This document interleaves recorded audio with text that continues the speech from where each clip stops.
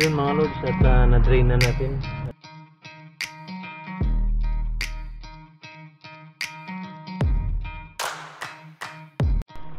Yun mga lods, at welcome back sa ating channel. Ngayon sa pagpapalit ng coolant mga lods, kailangan natin tanggalin itong screw nya mga lods.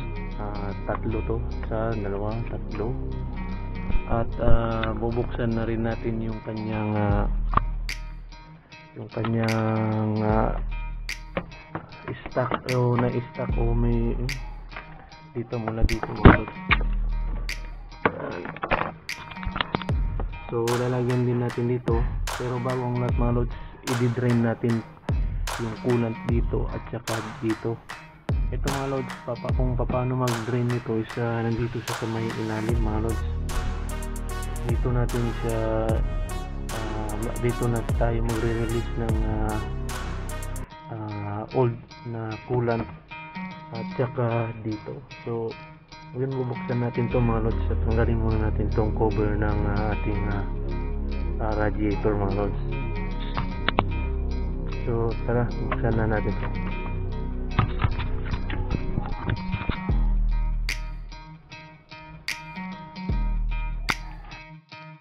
Ayun mga lods, at natanggal na natin ng cover ng ating radiator. So ito yung radiator mga lods. Bali may tatlong bolts na kailangan tanggalin. Dito isa, dalawa, tatlo. So ngayon mga lods, nabuksan na rin natin yung takip na natin na dito mga lods. Ito, yung pagbubukas nito mga lods is counterclockwise. So ganun. Pwede rin tayong gumamit ng allen mga lods para mabuksan. Tutusukin mo lang ng allen dito at iikot mga lods. At ayun, bukas ng ating takip ng coolant mga lods. So ngayon mga lods, ang gagawin natin is i-drain natin old na coolant. So pag nag-drain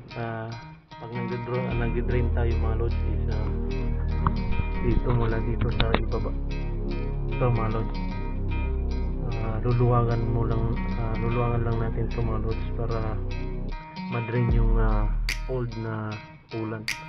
So ayun, at proceed na tayo mga lods.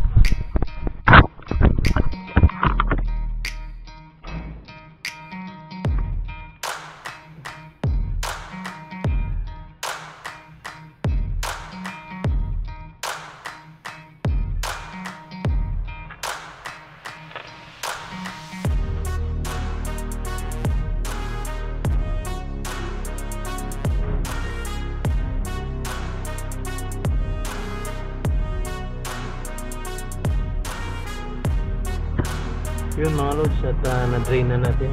Kayaan lang natin ma-drain. So yun yung old na coolant. So ngayon ito yung takip niya sa may ilalim mga lods. At huwag niyong kalimutan na yung kanyang o-ring mga lods. Kasi pag walang o-ring, mag-leak na yun pag nilagyan niya ng coolant. So itabi nyo lang ito mga lods.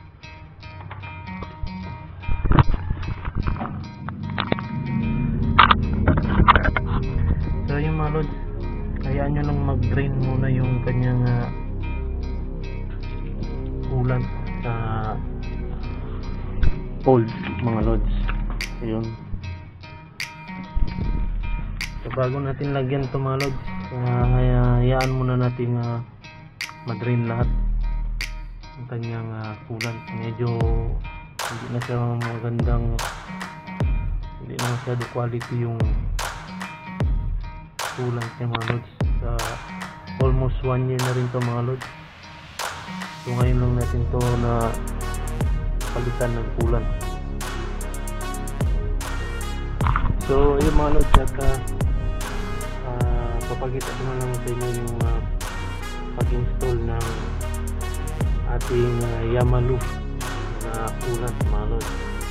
So ito mga lods, almost 1 year na rin akong nagamit ng coolant na to mga lods. Wala naman siyang problema, goods naman. So ayun, babalikan ko kayo mga lods at papakita ko na rin kung paano tayo lagay ng ating coolant. So let's go.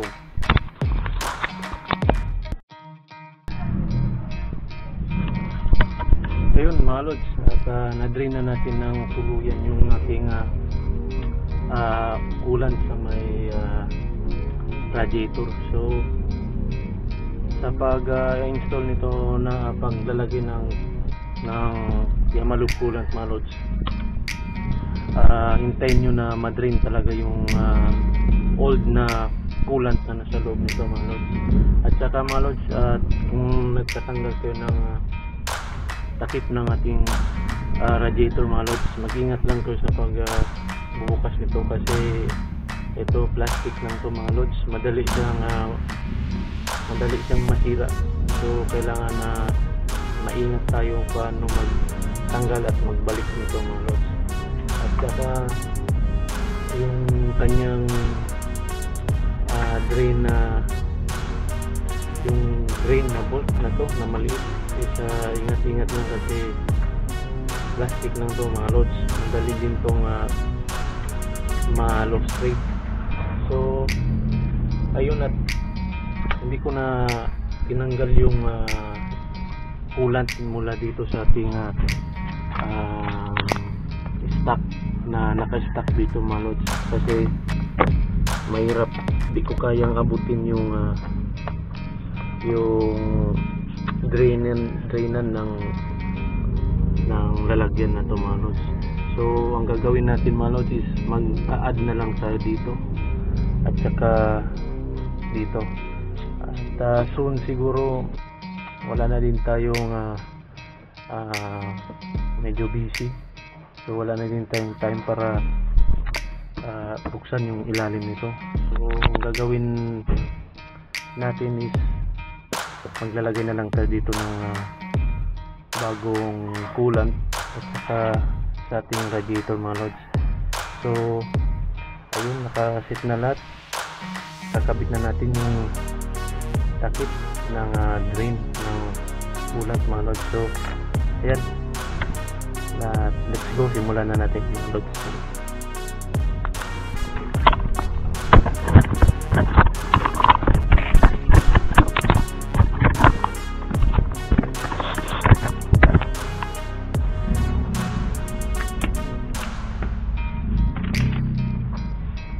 So balik na natin to mga lods. So sa pagbalik nito mga lods, gamit tayo ng screw.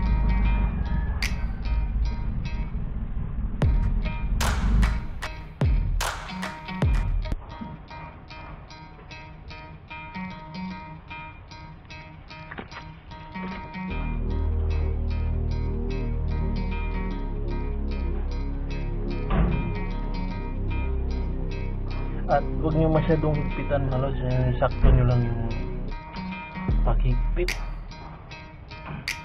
Bali tatansay nyo lang mga lods, huwag din masyadong mahigpit.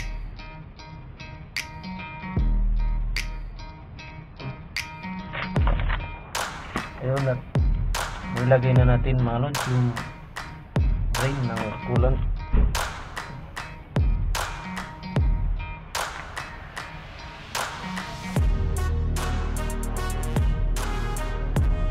So lalagyan na natin ng Yamalube coolant mga lods, anti-freeze, anti-rust.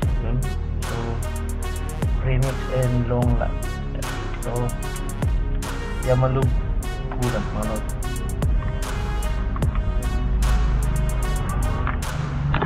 Paglalagay nito mga lods, at wag natin masyadong punuin yung radiator kasi baka aapaw, mas sobra yung supply na isusupply niya sa ating fan.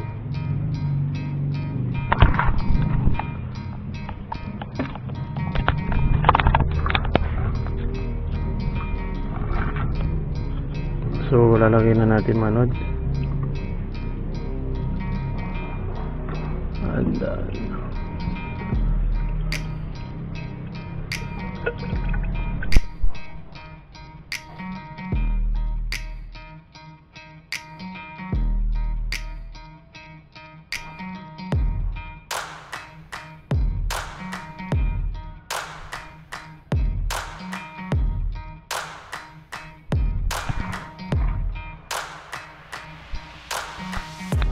Medyo napuno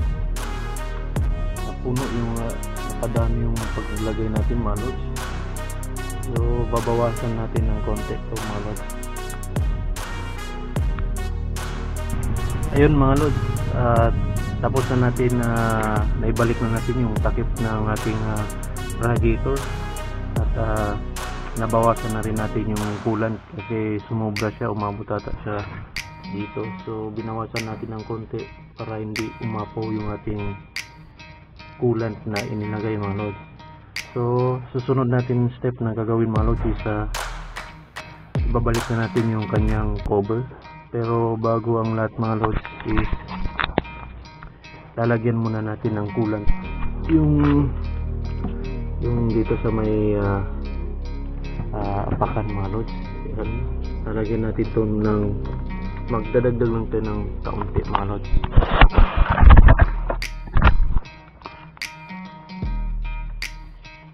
So lalagyan na natin mga lods.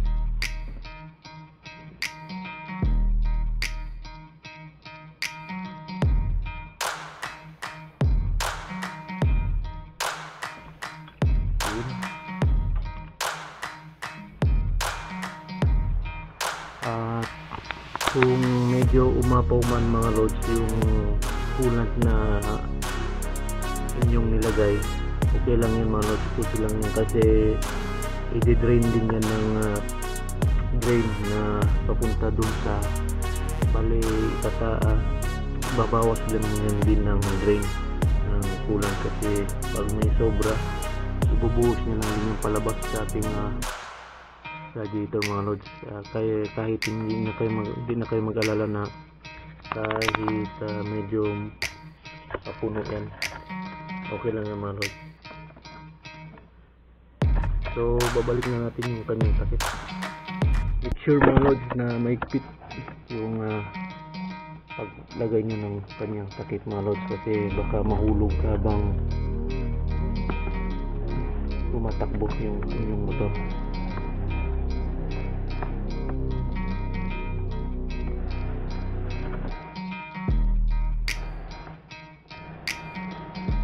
So ayun mga lods, tapos na natin ilagay yung kanyang takip at balik na natin itong cover niya mga lods. Ayan. So after that, ito naman ang ating balik.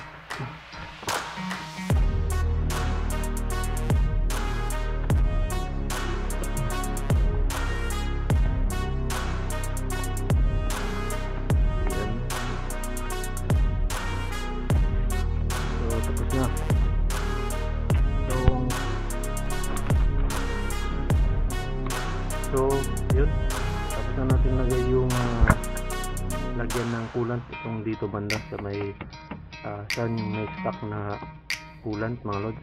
So balik na natin yung kanyang cover at susubukan lang natin na patakbuhin, i-start lang natin siguro mga 1 to 2 minutes. Yan. So let's go.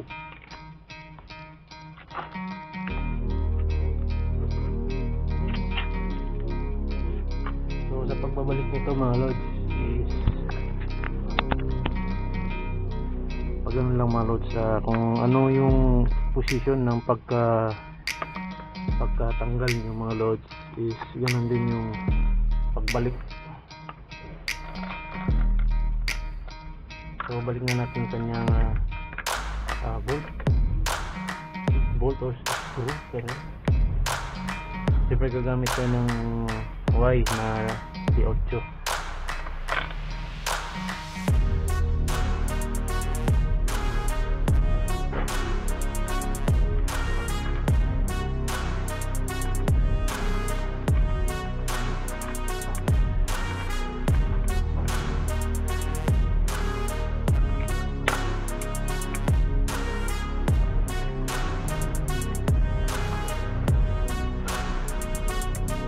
Pasensya na kayo sa mga sound, mga lods, yung mga background sound natin. Ganyan talaga. Sadyang may mga maiingay. So, kaya nyo na lang.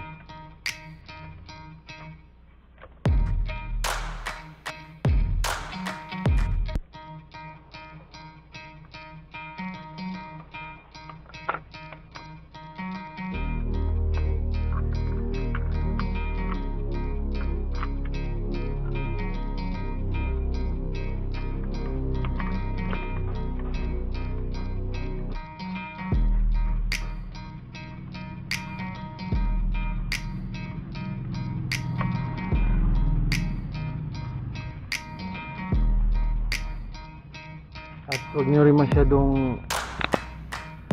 masyadong higpitan mga lods, baka ma-lost rate at mahirapan kayo sa pag-unscrew nito mga lods. Medyo time sakto nyo lang yung kanyang higpit. Papakiramdaman nyo mga lods. Ano? Ha? Oh, ini long yari kita ni ini. Dia din, tawakan taman ko. Yan. Okay na.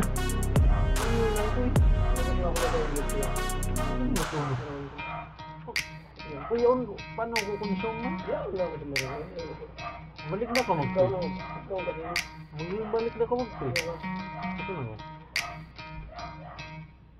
Sigurado, ba't ko salam mo yung asawa ko? Harap mo pa kayo.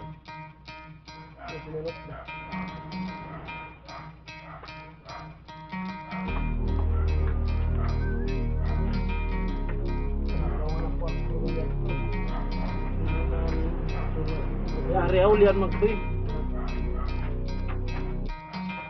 Ikaw nang kas mo.